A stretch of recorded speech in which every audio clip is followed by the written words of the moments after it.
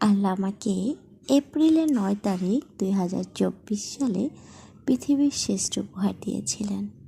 আলহামদুলিল্লাহ, আমাদের ঘরে একটা ছোট্ট রাজপুত্র আসছে। মাশাল্লাহ মাশাল্লাহ। 9 তারিখ দুপুর 2:30 আল্লাহ তাকে দুনিয়াতে পাঠায়।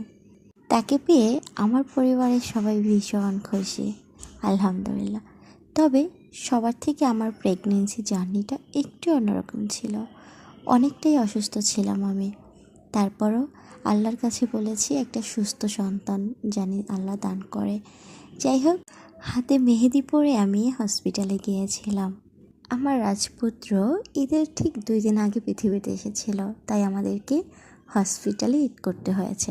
আমার তো 2টা ঈদ ছিল, একটা আমার রাজপুত্র, আরেকটা তো ঈদ।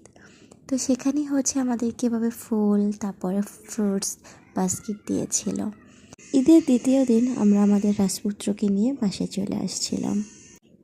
7 দিনের দিন ওর আকিকা দিয়েছিলাম ওর দাদা বাড়িতে, আর আমাদের এখানেও টাকা তো দিয়েছিলাম। তো নিয়ম 2টা, বাট আমাদের 3টা দিতে হয়েছিল।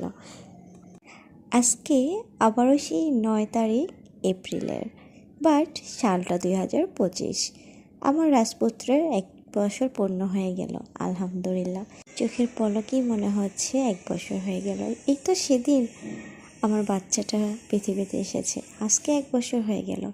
দোয়া করি অনেক বড় হও বাবা, তোমার মা বাবার মনের আশা পূরণ করো। সবাই আমার সন্তানের জন্য দোয়া করবেন। আল্লাহ হাফেজ।